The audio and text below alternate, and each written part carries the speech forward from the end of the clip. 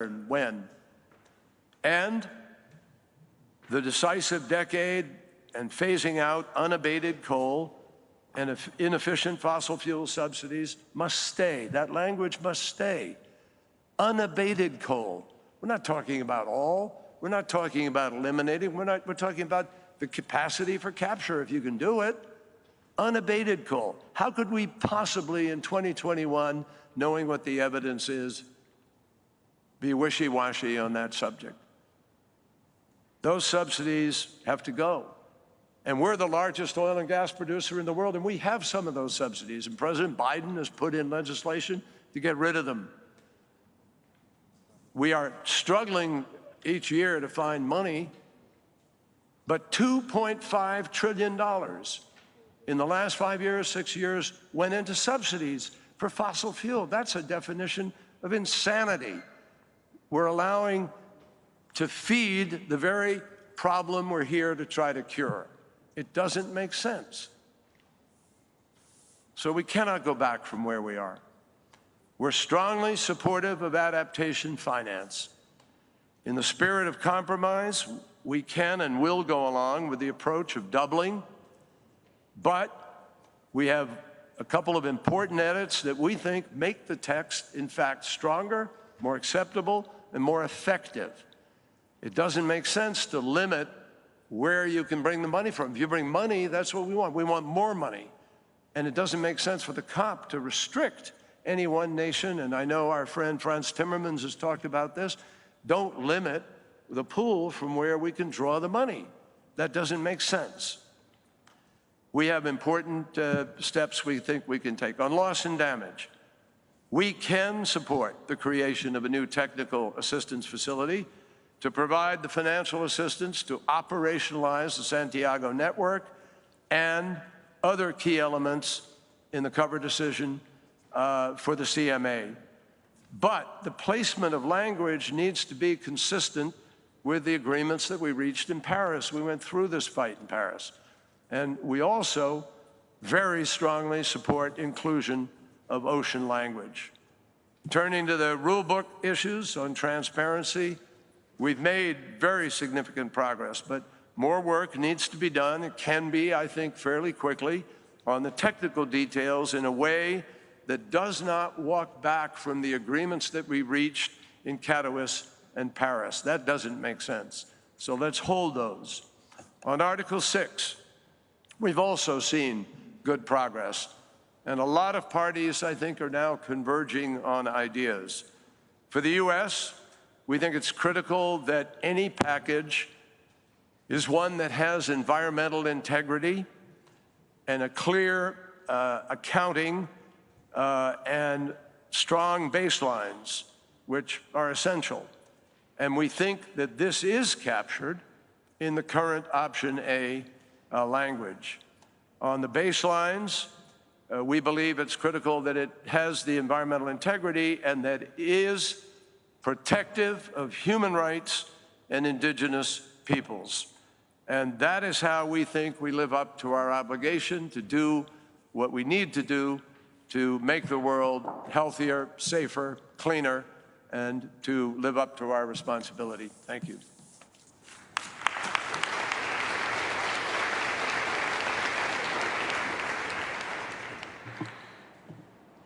I thank the United States for their intervention. I now give the floor to Antigua and Barbuda.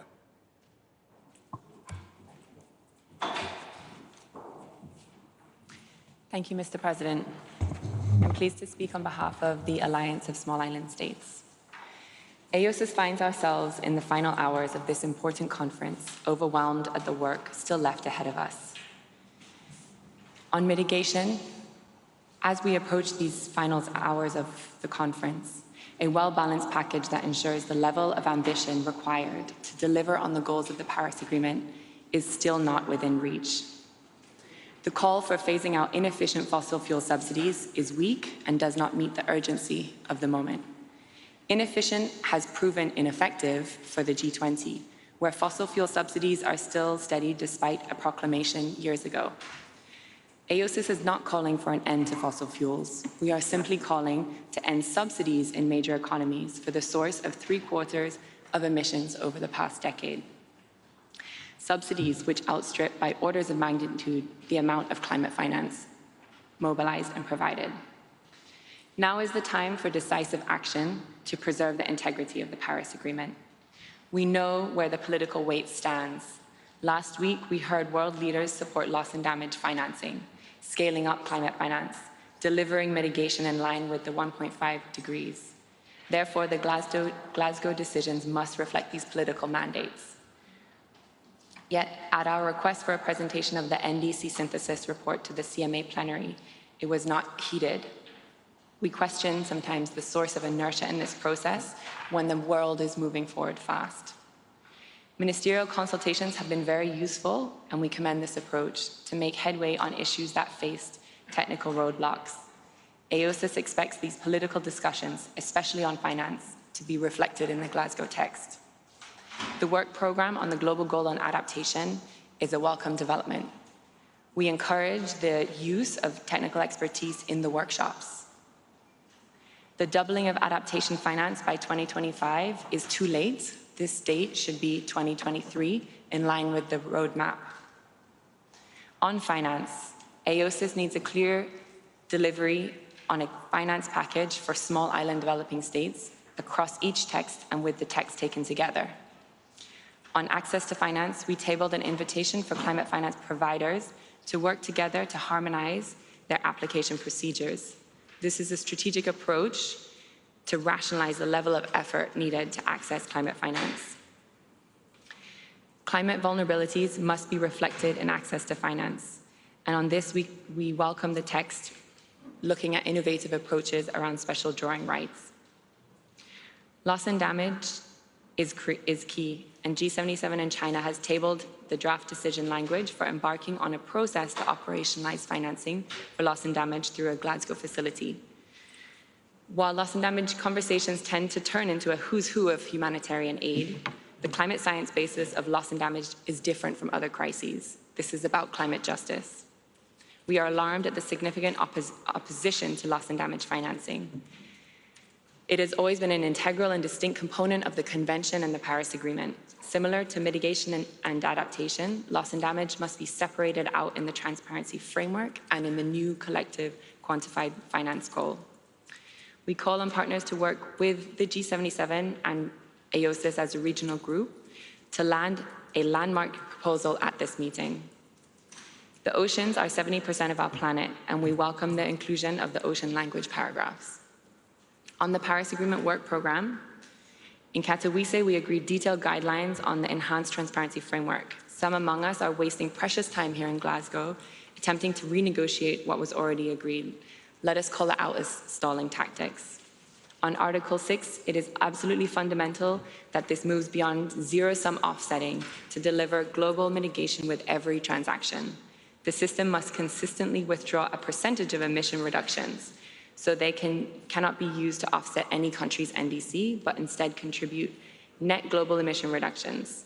Together with robust protections for human rights and the rights of indigenous peoples, this cancellation account for the atmosphere is a key benchmark for the credibility and integrity of the Article 6 system. Currently, the Article 6 text includes elements that have the potential to severely undermine ambition, like creating a parallel market that would not be subject to the corresponding adjustments, and allow significant carryover of projects and units from the Clean Development Mechanism. To add insult to injury, the methodology and scale for delivery of OMGE is inadequate in the text. AOSIS has been consistent in calling for a mandatory cancellation of Article 6.4 emissions reductions at issuance to ensure that the Article 6 system moves beyond zero-sum offsetting. A mandatory approach to cancellation needs to be our focus. Option B requires redrafting to reflect that OMGE is clearly delivered through a mandatory cancellation rate that can be operationalized as soon as we adopt Article 6 guidance and rules. We continuously repeat that the application of a low percentage does not work for us. A voluntary option for cancellation is unacceptable, not only to us, but also to other groupings. We reject this voluntary option. In the cover decision, we need to see the percentage level of cancellation included in the scope of the review to ensure a progressive increase in the rate for mandatory cancellation to deliver an OMGE. The link between 6.2 and 6.4 is important. In the 6.2 text, paragraphs 36 and 37 require significant work, and we will be preparing text. Finally, interventions by civil society yesterday were a breath of fresh air. Don't carry over junk credits that won't raise our collective ambition. It is a reminder of how our outcome here will be perceived by the world. We heard the clear call that we must step up our game. SIDS cannot always be the ones who are asked to compromise in the interest of consensus. It's not just words we're conceding, it is our lives, livelihoods, and our future. We will not leave Glasgow without seeing that our calls are addressed. I thank you.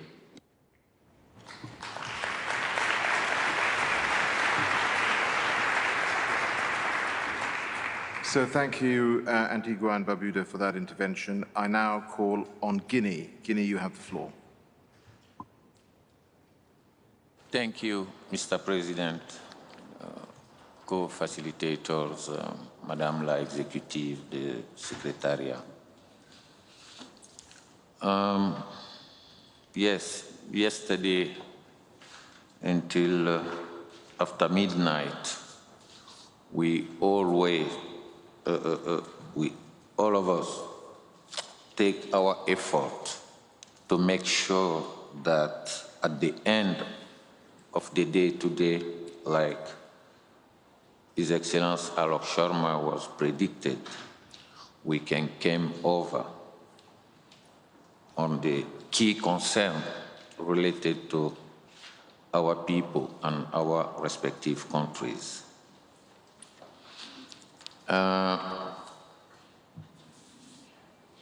There has to be a balance in terms of ambition that need to be reflected in the cover decision.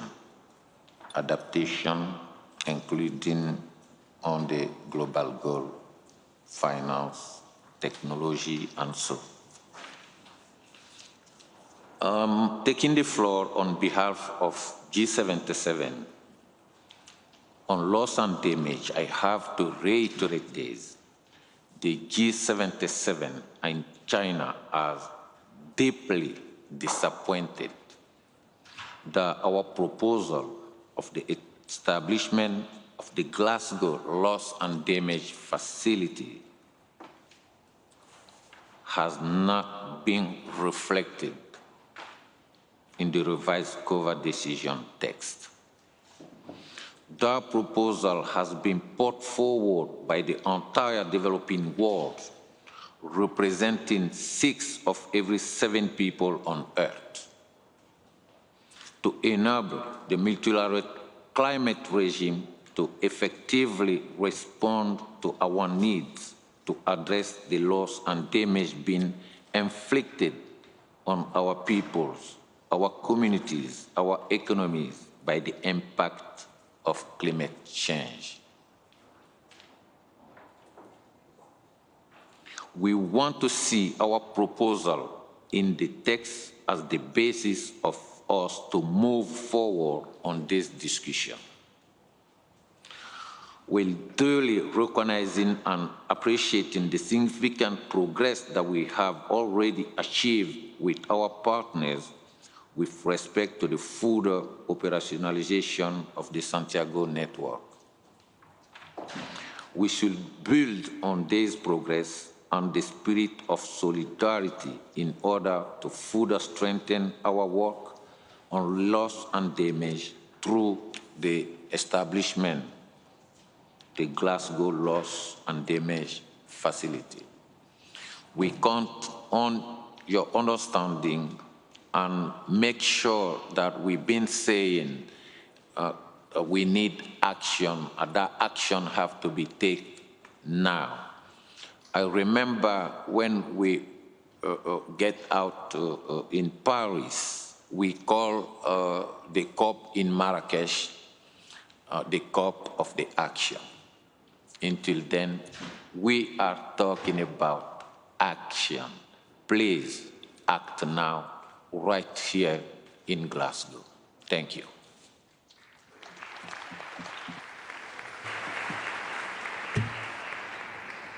Thank you, Guinea, for your intervention. I now call on Gabon to take the floor. Gabon, you have the floor. Thank you, Mr. President. My brother from Kenya has already spoken with passion, so I will be concise. Thank you for convening this important meeting and for your constant efforts to lead us to success in this COP. Gabon is taking the floor on behalf of Africa. We associate ourselves with the comments made by the Republic of Guinea on behalf of G77 and China. We are committed to contribute constructively to our common success here in Glasgow. We are especially committed to bringing the climate solutions so desperately needed by our people, our communities, our youth, and our women back to the African continent from Glasgow. It goes without saying that a strong message coming out of Glasgow is critical and something that we will work with Egypt to build upon at the 2022 African COP. We agree that this draft cover decision is a strong foundation to work from. We need to ensure that the following concerns of Africa are clearly reflected, and we will submit some elements directly to you. On finance, the political message should be aligned with the science and focused on implementation on the ground. We need to stress the need to increase resources in order to respond to the needs of developing countries. Africa needs to see increased ambition on additional, reliable, accessible adaptation finance, clearly reflected in the adaptation finance sections of the draft COP and CMA decisions, with a clear reference to at least doubling climate adaptation finance. Ambitious mitigation actions, particularly by the G20 nations, targeting the 1.5-degree target, are also crucial. On loss and damage, we agree with the Marshall Islands that we seem to be losing the progress we have made on loss and damage here in Glasgow, and we need to recover the momentum and ambition on this issue before we leave.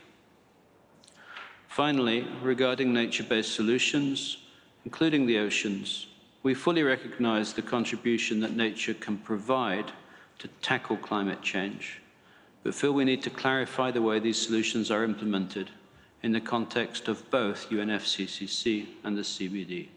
Thank you. Thank you, Gabon, for your intervention. I now give the floor to Bhutan. Bhutan, you have the floor. Thank you, Mr. President. Excellencies, distinguished delegates, ladies and gentlemen.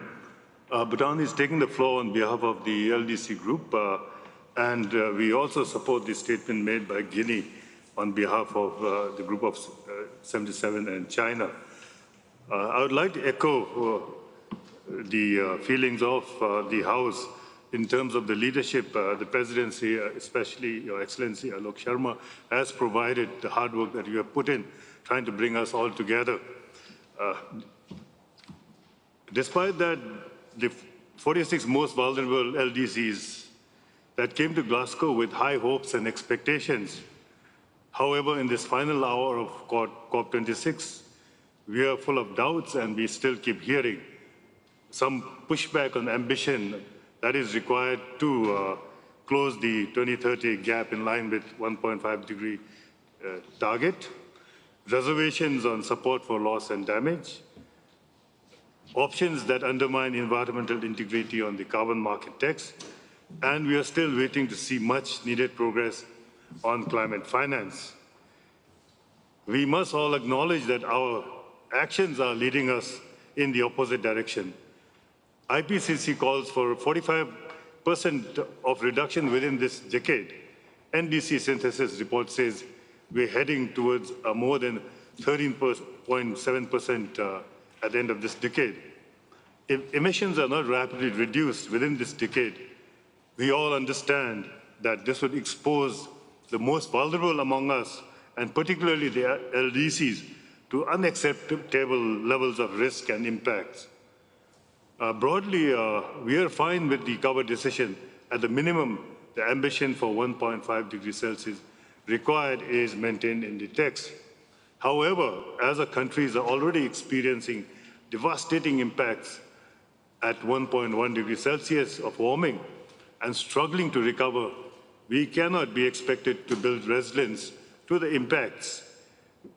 And we feel at 1.5 degrees without additional resources. Adaptation finance is very critical for LDCs.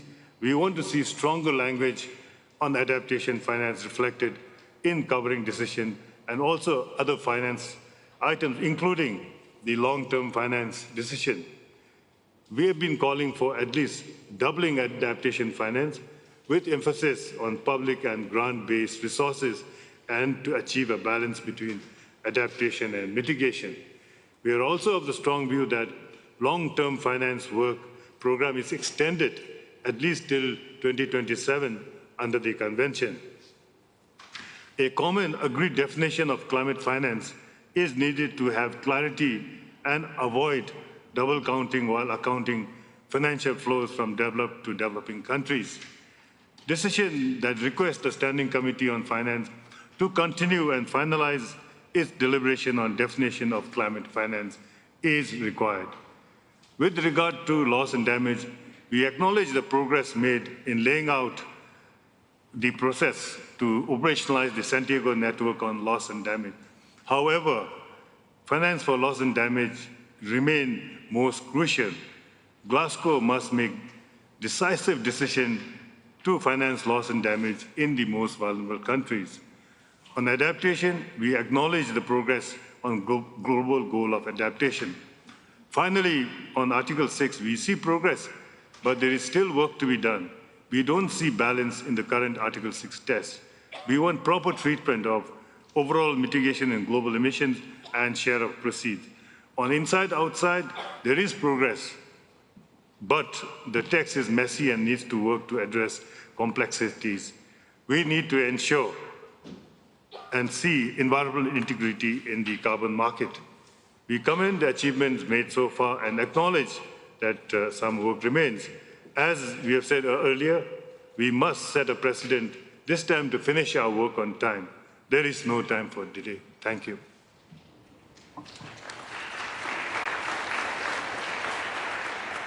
Thank you, Bhutan, for your intervention. I now give the floor to Bolivia. Bolivia, you have the floor. Thank you very much, Mr. Co-President. Bolivia is speaking on behalf of the LNDC. I want to associate with the intervention of Guinea on behalf of the G77 and China. Mr. Co-President, well, we also appreciate very much your work and all the efforts to move forward the complex issues that we are still discussing and trying to get a consensus.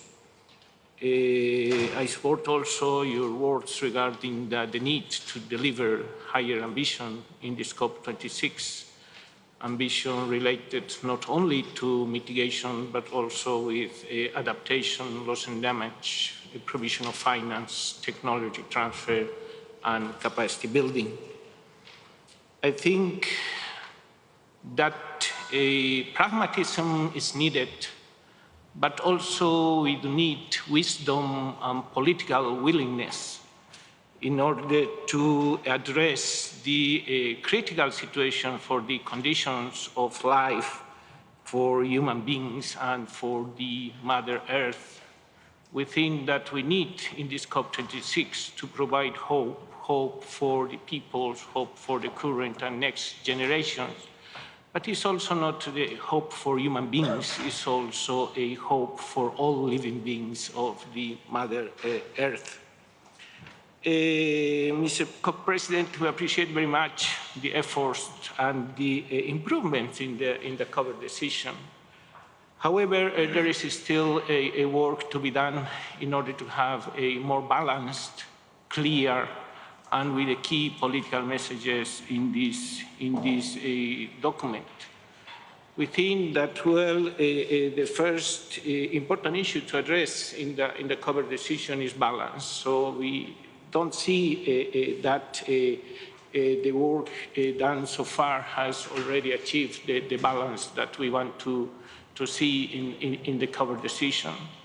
The second important point in this cover decision, COP President, is the issue to align better some ideas and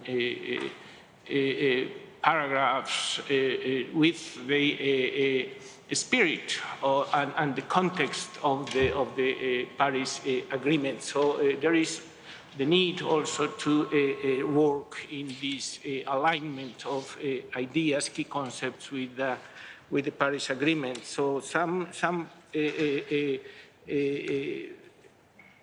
statements within the cover decision are out of context, so we need to really put in the right direction some of the issues.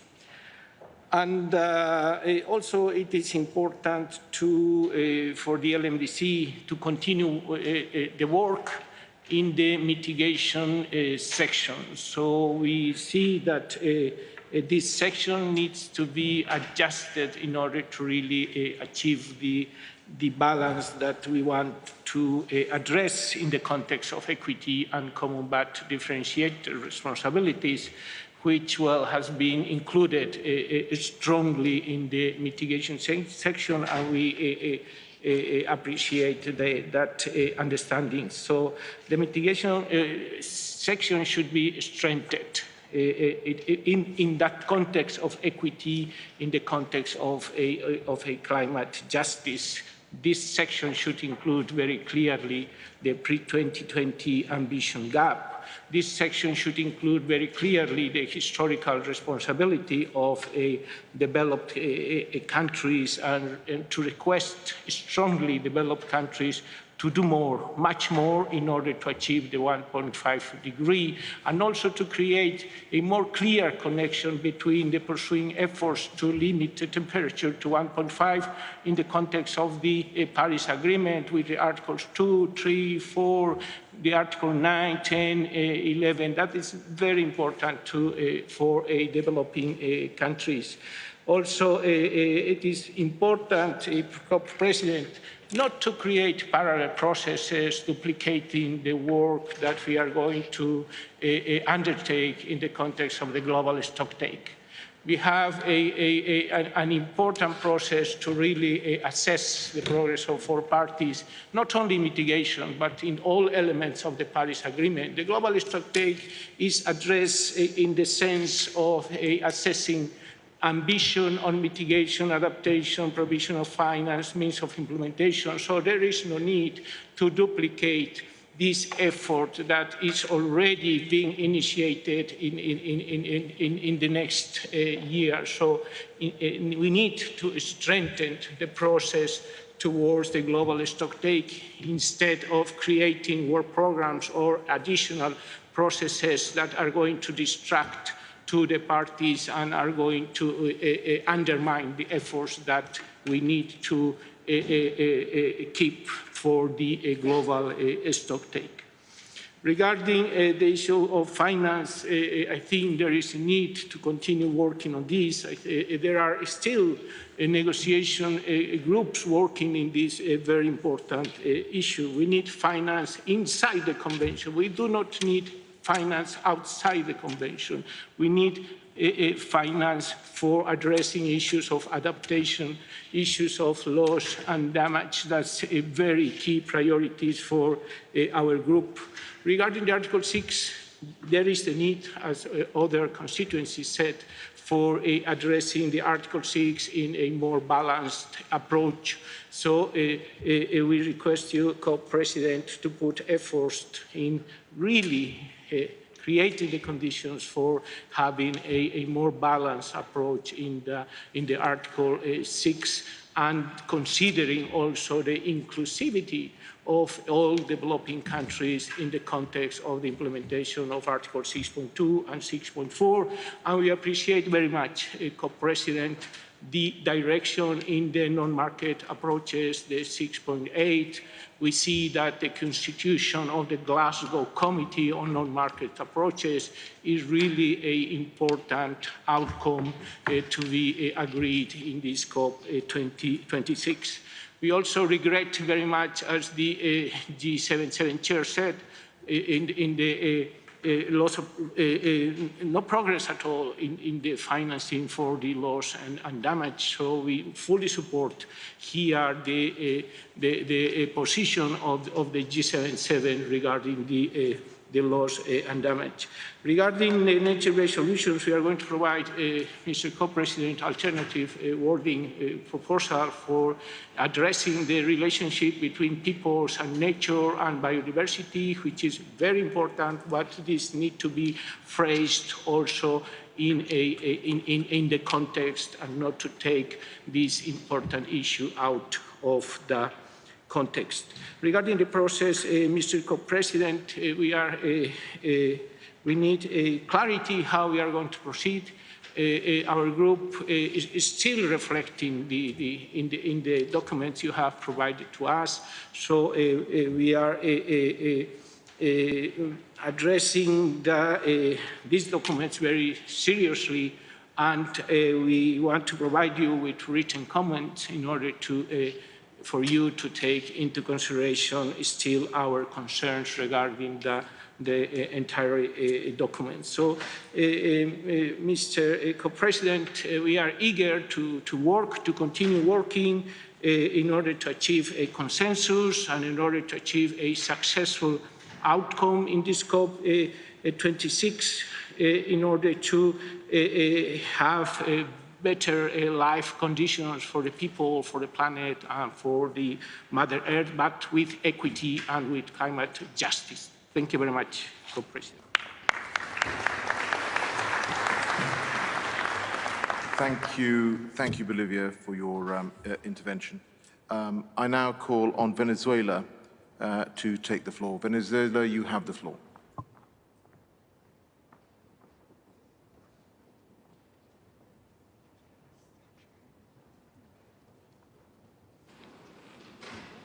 Thank you very much, Mr. Chair, and good afternoon to all the colleagues. I really appreciate this opportunity of having the last round of reflection, the opportunity for raising our views and our concern regarding the cover decision. My intervention is with respect to the CP1 decision, cover decision. I want to start fully associating myself with the statement made on behalf of the G77 and also on behalf of the LMDC. In the case of Venezuela, we fully support the goal of 1.5 degrees, but in the context of Article 2. For us, it's very important that this cover decision cover that this goal is not only on a mitigation goal, is also related with adaptation and finance. We want to have a cover decision that reflects this balance.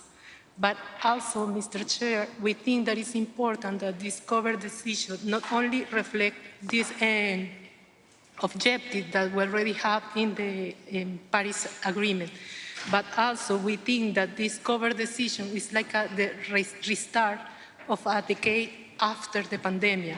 So it is important that we can include some guiding principles or guiding policies that will be very useful for the implementation of the Paris Agreement after this COP26. For us, it's not only what is needed, it's not only finance, adaptation, capacity building, support, solidarity, international cooperation. For us, it's also about what we shouldn't do regarding climate change. We have heard many interventions regarding subsidies and some kind of subsidies, some type of subsidies. I think this is an interesting way. This is what we call in the IPCC, this is a policy prescriptive orientation that we are giving here in the cover decision. And we think that this issue of subsidies are at the same level of unilateral measures. They both are policy prescriptive, and they both are necessary for the implementation of the Paris Agreement.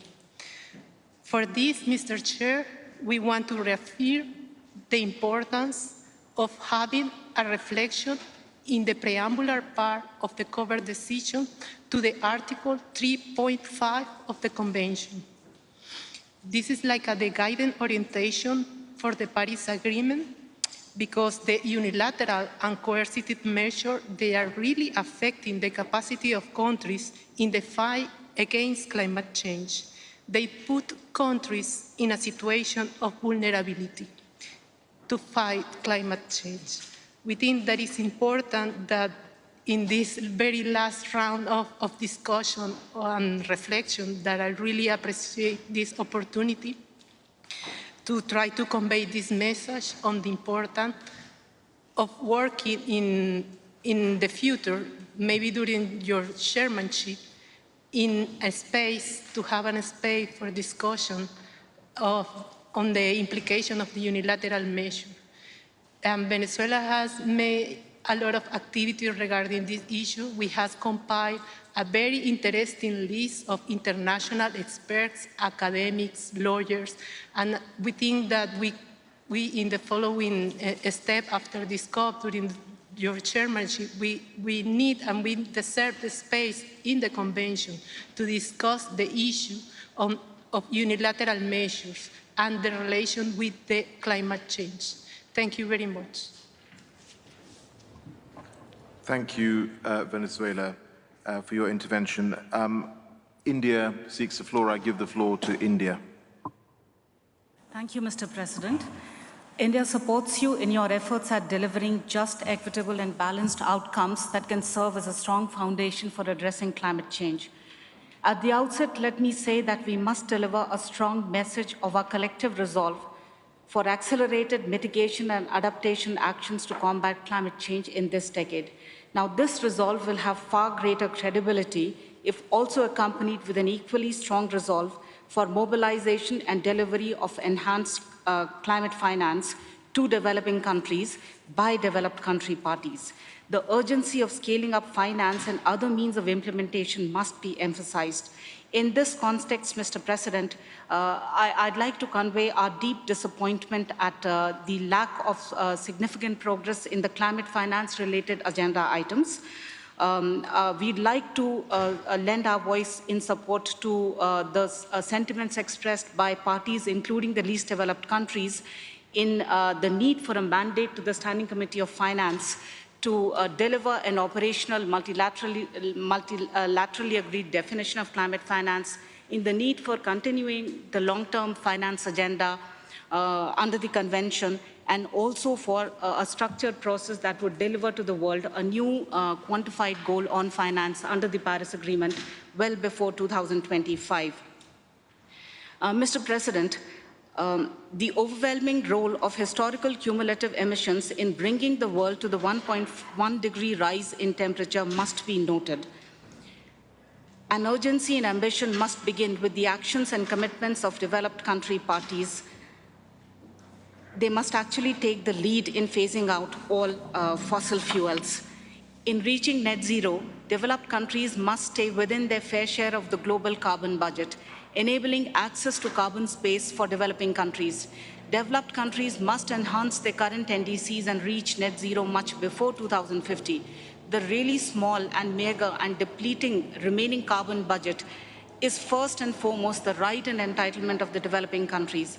Hence, rapid mitigation by developed countries in this critical decade is important to keep 1.5 degrees alive. On adaptation, the pursuit of the global goal on adaptation must be driven by the parties and their submissions based on their experiences, needs, and priorities. All varieties of experts and shades of opinion may be invited to provide inputs, and we must not leave Glasgow without a strong, equitable, and just decision on adaptation. Mr. President, we are aware that time is running out, and we will work with you to arrive at consensus on the remaining items of work before us. Thank you. Thank you to India for that intervention. Switzerland seeks the floor. I now give the floor to Switzerland. Thank you, Mr. President. Let me just very briefly express my full support to the statements made by my colleagues from Canada, Norway, the EU, Costa Rica, Marshall Islands, the US, and others. If the cover decision should be a decision signaling that we want to keep 1.5 degrees in reach, we have not to preserve what it says on mitigation, we have to make it clearly stronger. This is the decision not only to express general ambition, but also concrete and specific elements how to put this ambition into operation. Just 3 examples. We all know that we will not reach 1.5 degrees if the main emitters are not moving to 1.5. And we all know that 1.5 can only be reached if all harmful fossil fuel subsidies and coal in general are phased out, and not only inefficient subsidies and unabated oil. And we also know that if countries do not develop long-term low greenhouse gas emission strategies in line with the 1.5 degree objective, we will not get there. We believe this should be reflected in the cover decision. And let me also repeat, we should not weaken Paris, neither Katowice. Transparency must be robust and, as said by others, in line with Paris. Markets must live up to the highest standards of integrity, and effective support for adaptation and access to such support must increase. We need an outcome in each decision that brings us towards 1.5 and prevents catastrophic tipping points and avoid any elements which would make it more difficult, such as large carryover or double counting.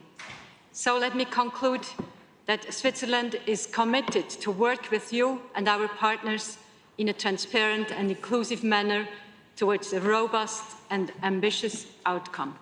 Thank you.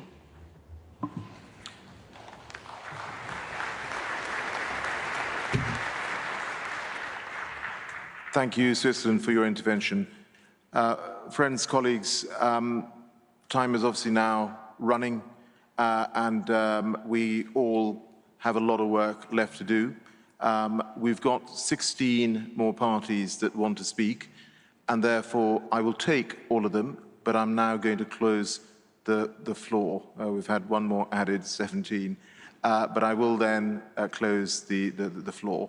I hope you will forgive me if you are planning to come in and haven't been able to. There will be further opportunities at a further plenary that we will hold, I hope, later on today. So I now call on the Dominican Republic to take the floor. Thank you, Mr. President. Once again, we want to thank you for your leadership and your efforts to have all of us here, very healthy, in our last day of this so much needed Conference of the Parties.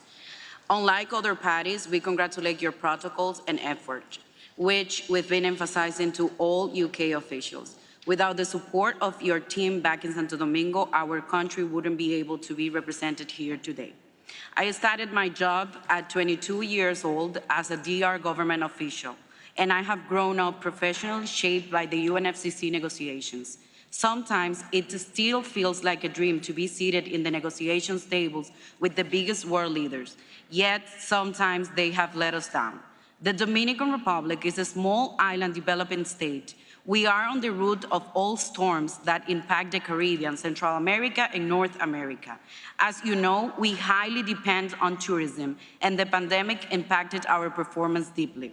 We share our island, and we are doing big efforts to ensure protected areas, main source of water resources, and agroforestry can coexist with robust national and international commitment to protect our country's forests, which include mangrove reforestation to try to build resilience.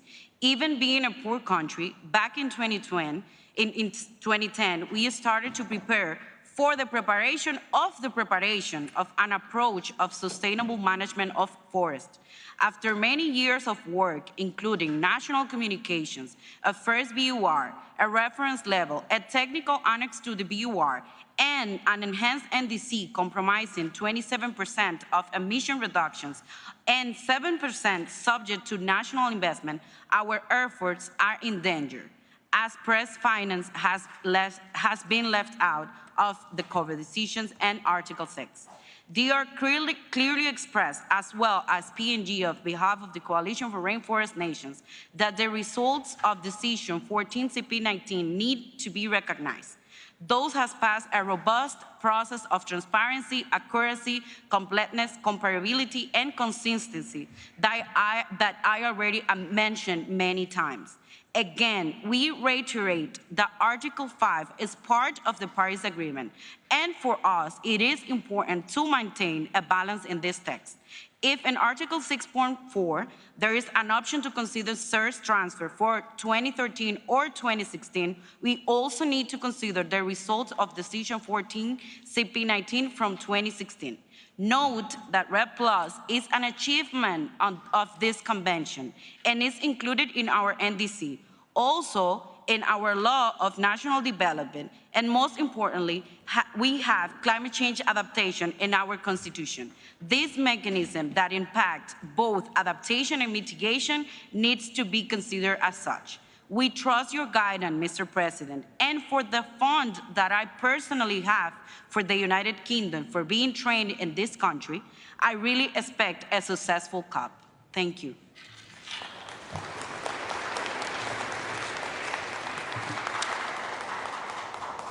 I thank the Dominican Republic for their intervention. Japan seeks the floor. I now give the floor to Japan. Thank you, Mr. President.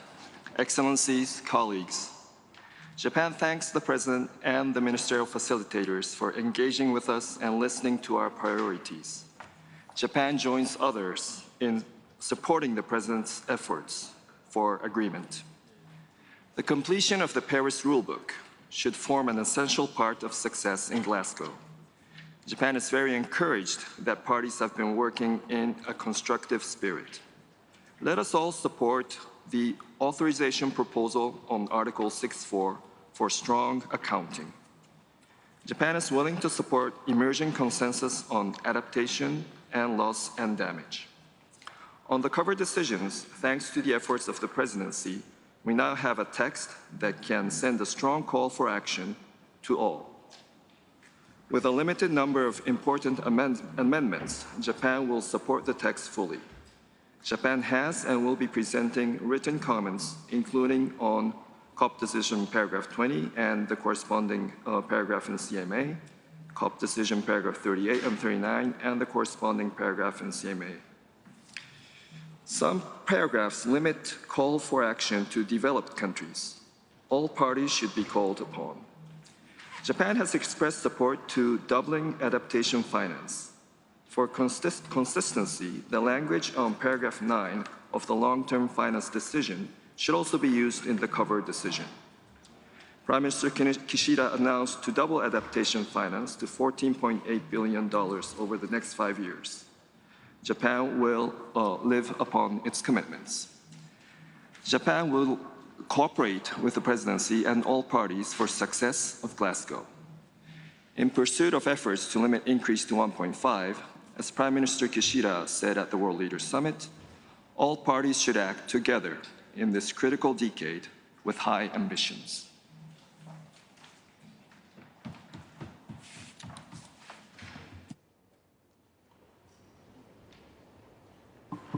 Thank you, Japan, for your intervention. I see that Belize seeks the floor. I give the floor to Belize. Mr. President, when you prepared to assume the presidency of COP26, you made 1.5 your North Star. And I'm happy to hear that everyone who has spoken before has also called for us to get on that 1.5-degree pathway.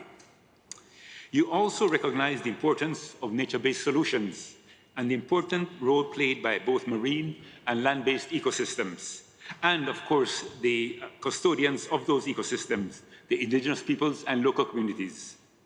However, we seem to have lost that in your latest iteration of the text. In your CMA cover decision, paragraph 36, it seems it has also gotten weaker. We need to phase out all use of fossil fuels immediately, including coal, and we must end the subsidies for fossil fuels. We must increase adaptation finance exponentially so that we achieve a parity with that provided for mitigation. Finally, on loss and damage, we must have language that provides support to those vulnerable communities already experiencing the loss and damage. And I'm not speaking about averting or minimizing. That is adaptation. I'm speaking about support for those communities already experiencing loss and damage, and it will only increase as temperatures rise. Mr. President, please be assured of the support of the Belize delegation towards an ambitious COP26 outcome in the final hours, and not a least common denominator. Thank you.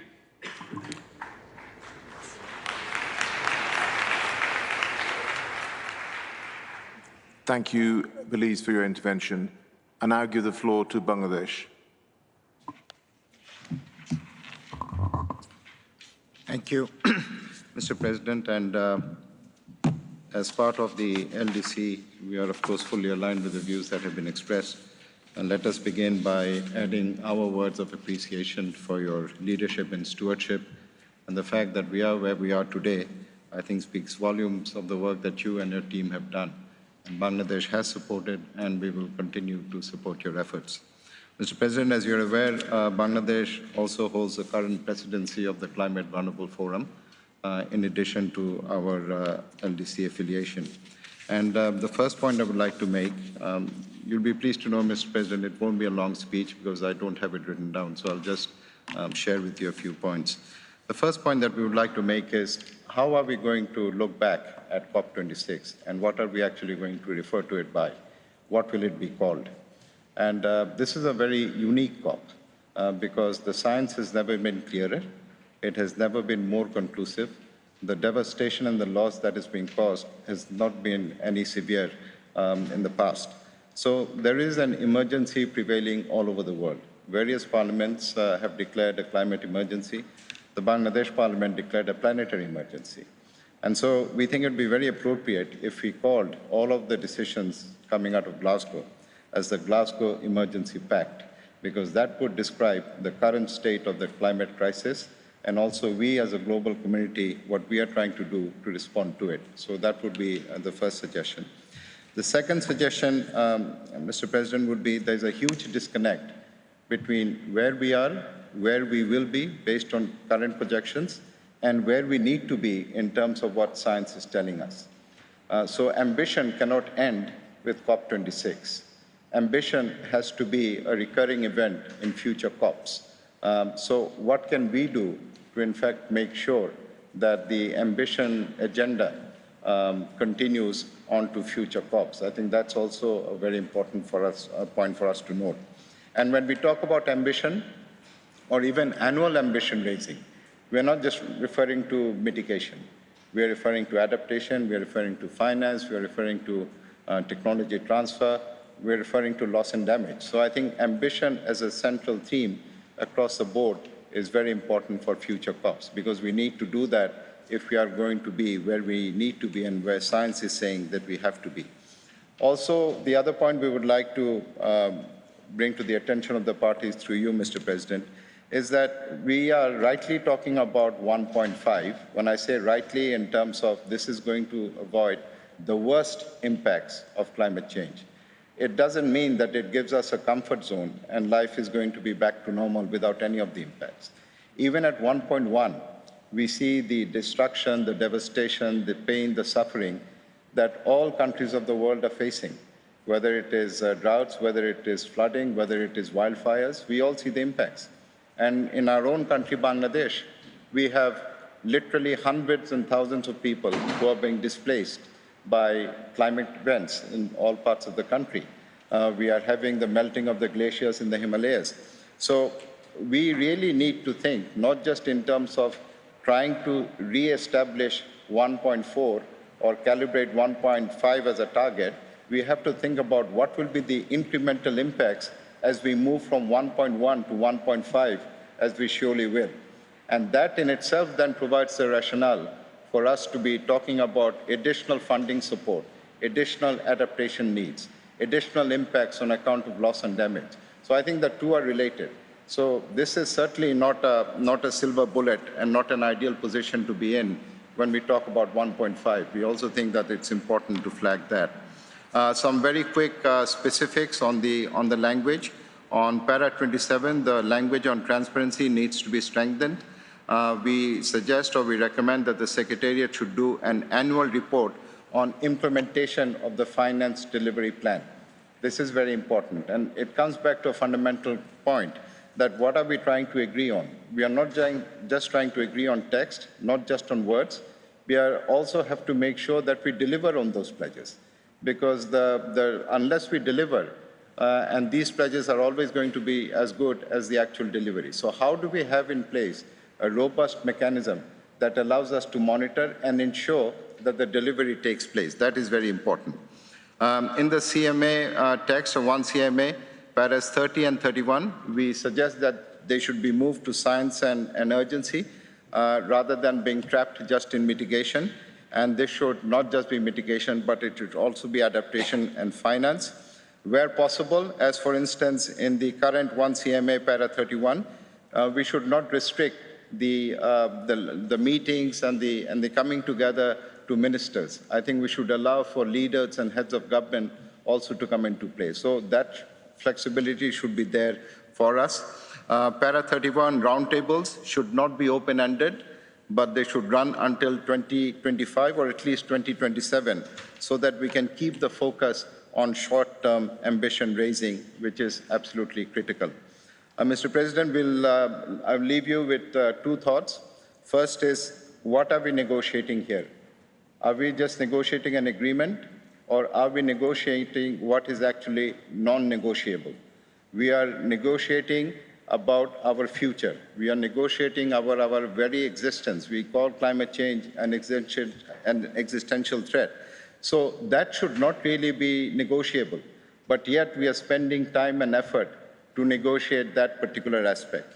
And why are we negotiating? Is it just to keep the UNFCCC process functioning? It is just to keep the heart of UNFCCC ticking away? Or is it to deliver real change which science demands and which the future generation is always going to hold us accountable to? Thank you, Mr. President.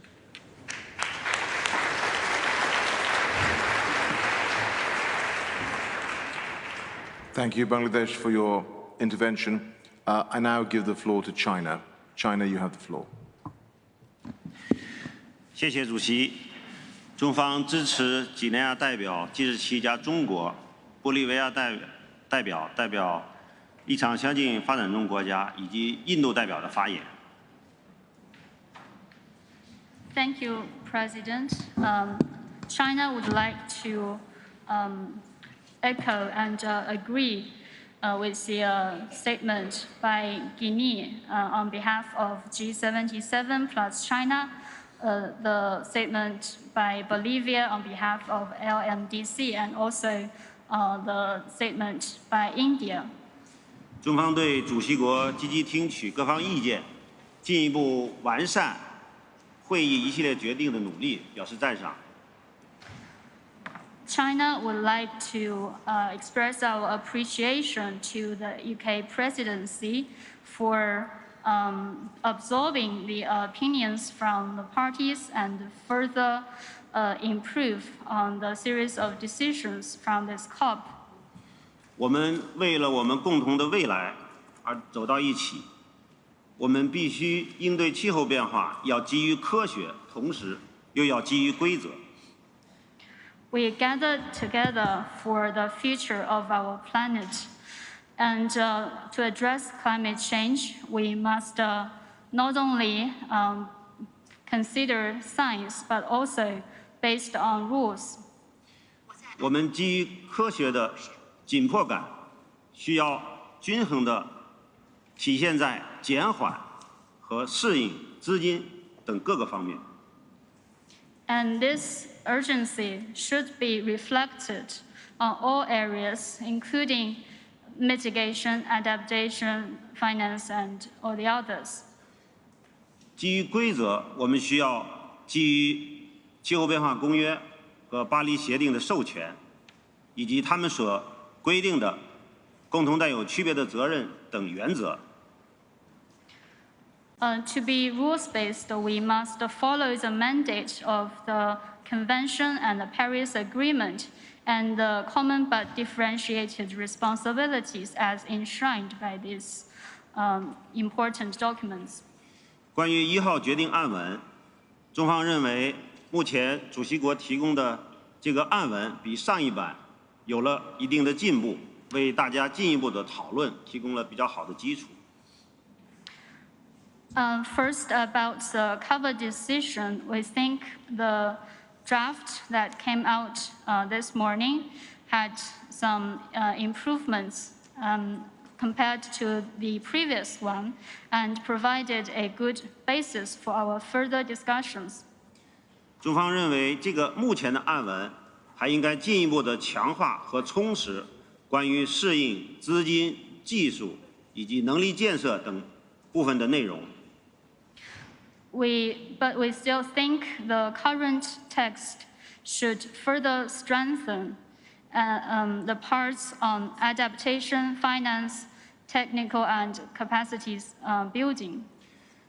以便在减缓、适应和资金等实施手段方面保持平衡。And to strike a balance on the implementation tools for mitigation, adaptation, and finance. 目前，对于适应和资金等实施手段，仍然缺乏较为具体的安排和实质性的内容，特别是对于全球适应目标和1000亿美元气候资金等方面的内容，还应该进一步的予以强化。Now we still see a lack of specific and detailed arrangements and substantial content on the implementation means for adaptation and finance, particularly on the global adaptation goals and how to deliver on the $100 billion climate finance. They should be further strengthened in this part. 第二是案文呢，应该坚持巴黎协定的目标、原则和相关授权，坚持巴黎协定确定的低于2度、力争1.5度的目标。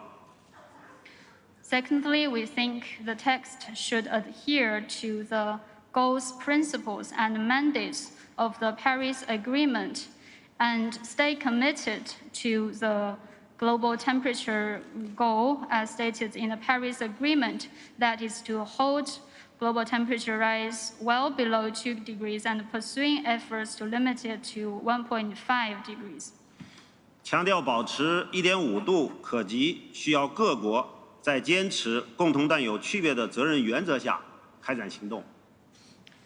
To keep 1.5 degrees within reach, it requires all the parties to conduct actions to enhance cooperation under the principle of common but differentiated responsibilities. 同时还要加强合作，并确保资金、技术等重要条件的落实。Not only should they take strong actions, but also enhance cooperation and make sure that important conditions for implementation, such as finance and technology, are in place. 第三是案文应该坚持各方共识的最大公约数，力求务实和适度。Thirdly, we think the text should stress the biggest commonality of parties and strive for it to be appropriate and practical. 目前案文对气候危机的紧迫性给予了高度的重视，对于进一步开展行动、缩小减排缺口的安排也比较务实。The current text have already given high importance to the urgency of the climate crisis and also had practical arrangements for how to take further actions to close the gap to emission reduction goals. 但是有关的安排应该在巴黎协定的框架和规定下，给各方落实国家自主贡献提供空间和时间，通过全球盘点机制对全球整体进展进行盘点，对各方自主决定国家政策行动的路线图和时间表，由各方自主决定。 But I think these arrangements should be based on the framework and provisions of the Paris Agreement to allow parties space and time in implementing their NDCs, and also to leverage the global stock-taking mechanism to review the global progress and let the parties decide on their own the roadmap and timetable for their national policies and actions. 关于第6条的实施细则，中方认为，既要制定有力度的第6条的实施细则，也要坚持遵守巴黎协定的有关要求，特别是在相应的调整问题上，中方愿与各方在此问题上进一步探讨具有包容性的解决方案。 About the rules book for the Paris Agreement on Article 6, China believes on the one hand, we need ambitious and effective implementation rules for Article 6, but it also should be in line with the provisions and the spirit of the Paris Agreement, especially on matters of corresponding adjustment. And China is ready to discuss more with the other parties to put together a more inclusive solution. 关于强化的透明度框架，中方认为应该充分体现发展中国家的灵活性和对发展中国家的能力支持。As for the enhanced transparency framework, China believes it should allow more flexibility for developing countries, and also specify more capacity support for the developing countries in implementing this transparency framework. 关于共同时间框架，希望各方可以找到包容性的解决方案。 About the common time frame, I hope we could work together to find a more inclusive solution. 关于适应和资金，中方建议本次会议可以就全球适应目标和长期资金问题取得积极的、有实质性的进展，切实有效的回应发展中国家长期以来的关切。 Finally, about adaptation and finance, China hope and suggest COP26 could make positive and substantive progress on matters such as global adaptation goals and long-term finance, so as to address the concerns of developing countries for a long time. 中方愿意支持主席尽快地达成一个基于科学、基于规则、减缓、适应、资金等重要议题平衡适度的决议。 China is willing to support the UK presidency in agreeing on an outcome that is science-based but also rules-based, that have a balance on the elements of mitigation, adaptation, and finance, and have appropriate wording. 谢谢。 Thank you. Thank you, China, for your intervention. I now give the floor to Philippines. Philippines, you have the floor. Thank you, Mr. President. The Philippines would like to support the statement by Guinea on behalf of the G77 in China. Mr. President, Excellencies, colleagues, thank you for giving the Philippines the opportunity to articulate its concerns about the unfortunate turn of events were concepts very important to us, and the developing world seemed to be insidiously disappearing. Specifically, I would like to indicate our concern on the handling of critical negotiation issues in Article 6, especially for recommendation on the inclusion of a very important mitigation concept that will serve to stop the accelerating global warming situation. It was there at the start of this COP, but surprisingly disappeared in the course of the session text iteration. Mr. President, I refer specifically to the concept of greenhouse gas emission avoidance. We from developing countries learned from you, our developed country partners, about risk management, which is the only real solution to this runaway climate problem that we are facing. We are always citing the IPCC reports that humanity still has time to avert us going over the edge.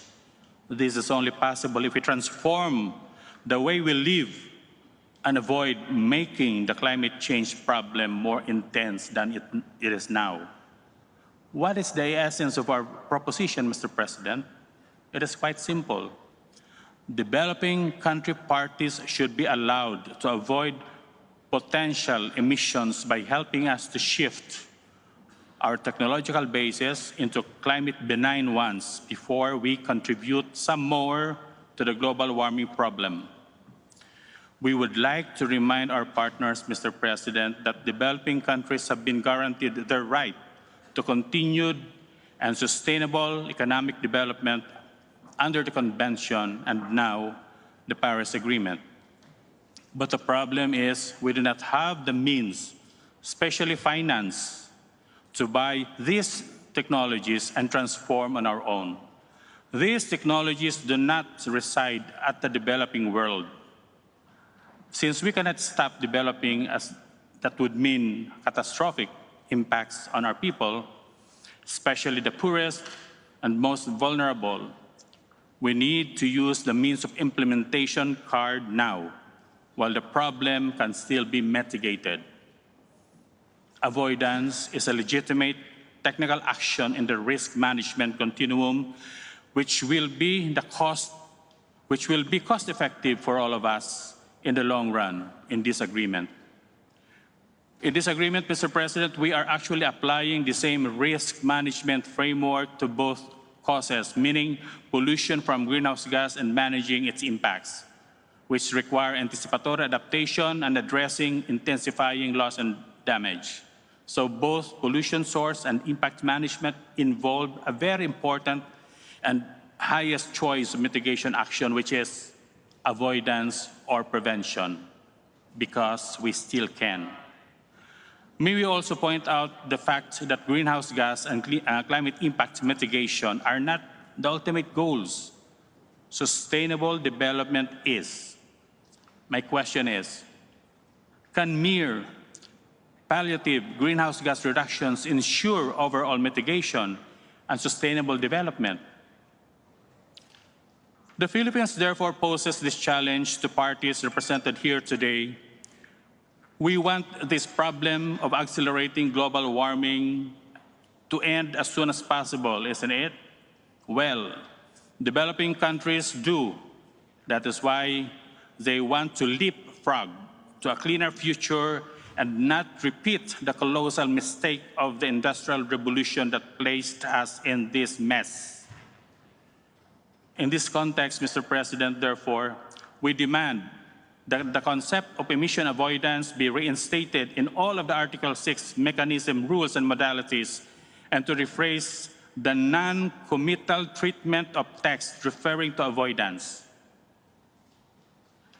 This would be integrated in the main decision operative parts, for example, in Section 3F of the 6.2 decision. Thank you, Mr. President, for this opportunity. Thank you, Philippines, for your intervention. I now give the floor to South Africa. South Africa, you have the floor.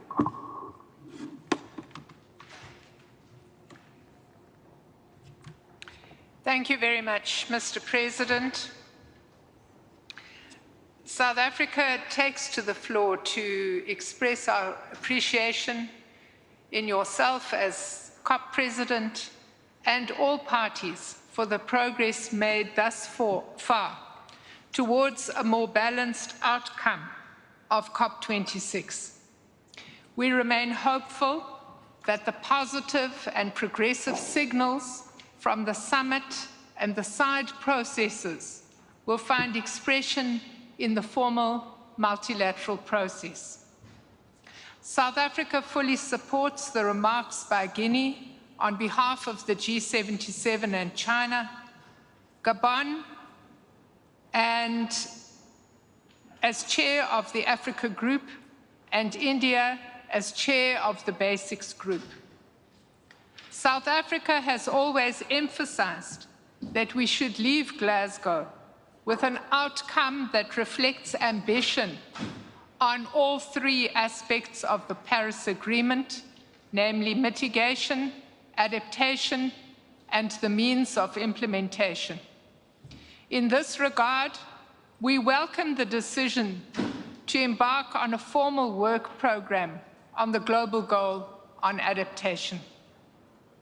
Mr. President, in a context where developing countries are showing leadership in addressing climate change far beyond their means or historical responsibilities, even in the midst of the devastating socio-economic impacts of COVID-19, it is particularly important that enabling means of implementation are available.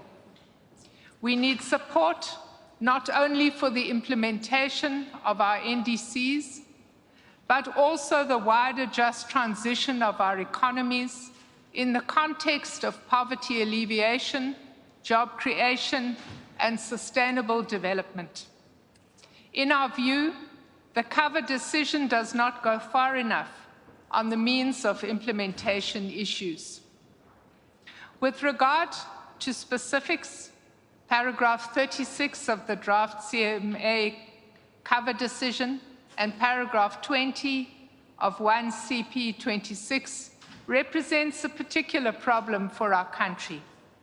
This is because there can be no one-size-fits-all and selective approaches to the complex issue of energy transition.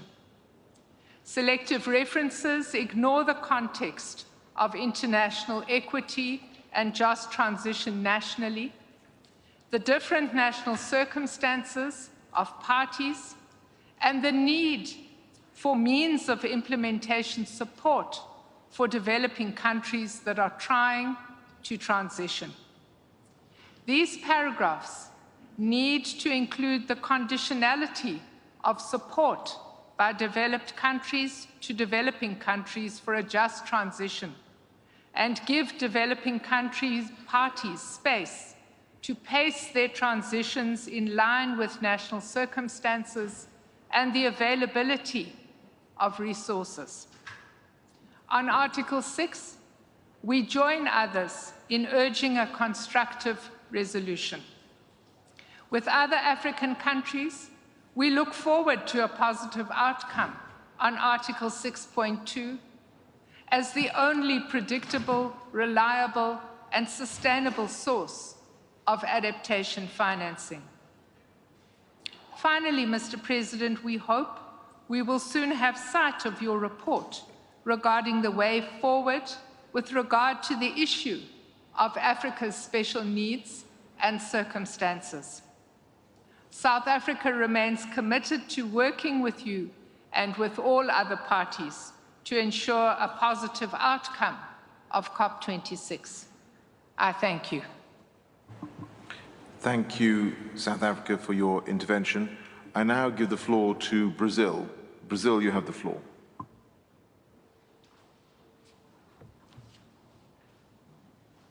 Thank you, Mr. President. We thank once again the constructive engagement of our fellow delegates over the past 2 weeks here in Glasgow. Today is a key day. when we have the opportunity to shift gears towards implementation mode of the Paris Agreement, of all the Paris Agreement. Brazil arrived at this COP ready for more. We updated our NDC to reflect the urgency that is required to address climate change, according to the best science we have from the IPCC. We have engaged intensely with our partners to build a common solution to our common challenge. Brazil is part of this effort and remains committed to this regime. We have therefore also high expectations, not only that others are able to do the same in their mitigation pledges, but also in their financial pledges, in accordance with the principle of common but differentiated responsibilities, which is enshrined in the UNFCCC, that was born in Brazil almost 30 years ago. We need also to conclude the rule book if we wish to have enhanced action being undertaken. The word of NDCs is still not the word of 1.5 degrees. We need additional action in a way that delivers the results we want, the way we want, and the way we need. Article 6